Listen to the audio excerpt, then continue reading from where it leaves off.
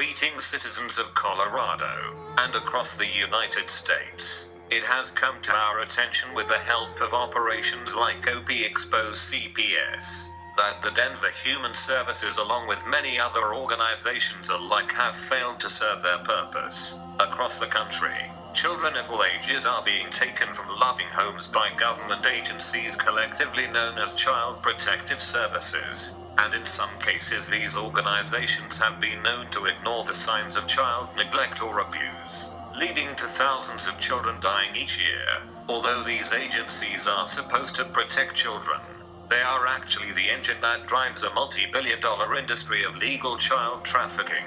In Colorado, the working class deals with Denver Human Services, just like any other protective service agency. Denver Human Services has been struggling to hide their paper trail of falsified documents and negligent oversight of their overall system, leaving them with the blood of 150 plus children stained on their hands forever.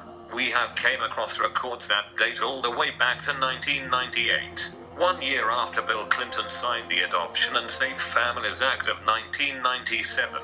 This Adoption Act was meant to improve the safety of children and their current residents, promote adoption and other permanent homes for children who need them, and to overall provide support for families on both sides of the issue. It all began in 1998, when 1-year-old Talitha Brooks died of heat stroke in a sweltering bedroom just after her first birthday. She passed away in a foster home that police claimed was intolerably hot. Reports show the current foster parents of Talitha at the time could not handle taking care of the 1-year-old. But Denver Human Services continued to forcefully adopt children to the foster parent of Talitha. In November of 2000, 14-year-old Jimmy Wood died of an apparent prescription drug overdose. When Jimmy passed away, reports show Denver Human Services Child Fatality Review failed to mention he was living in foster care, in an attempt to hide their fault. Reports also show the foster home of which Jimmy stayed at has already been cited for keeping children in their room for an extended period of time.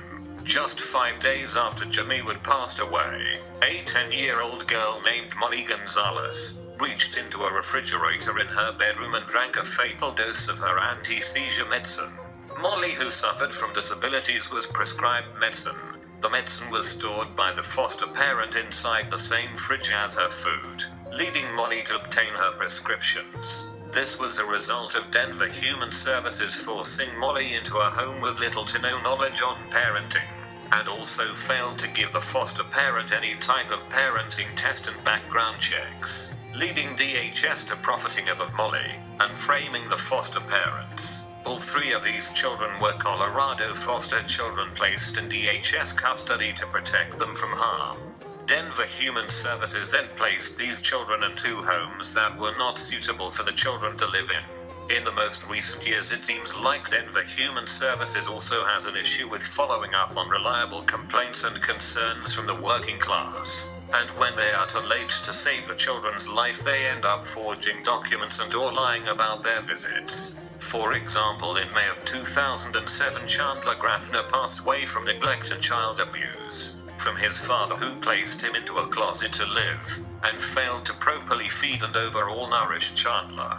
Reports of neglect came into Denver Human Services by Chandler's school when they noticed he was not at school. When 2 caseworkers were assigned to watch out for the 7-year-old, they reported Chandler was living in perfect conditions without any worry. Unfortunately, Chandler lost his life to their negligent oversight. It turns out 3 years before this incident, Denver Human Services received a complaint about Chandler's well-being, as he was 4 at the time and not potty trained while still drinking out of a bottle.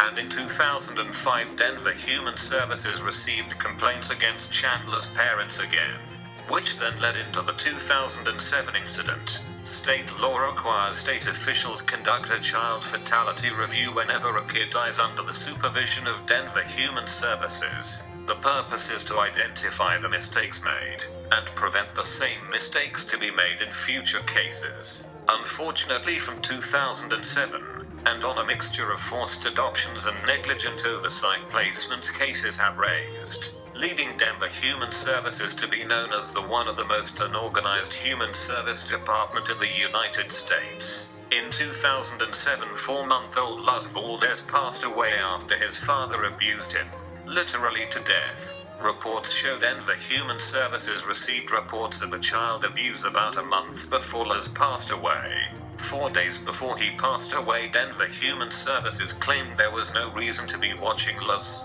as there is no signs of abuse in the home, leading Luz to pass away 4 days later from abuse and neglect of his overall health. This came 4 months after Chandler Graffner passed away, and in between those two incidents, 3-year-old Nevi Gallegos died after her mother killed her, after multiple cases related to children being placed with sex offenders were made public.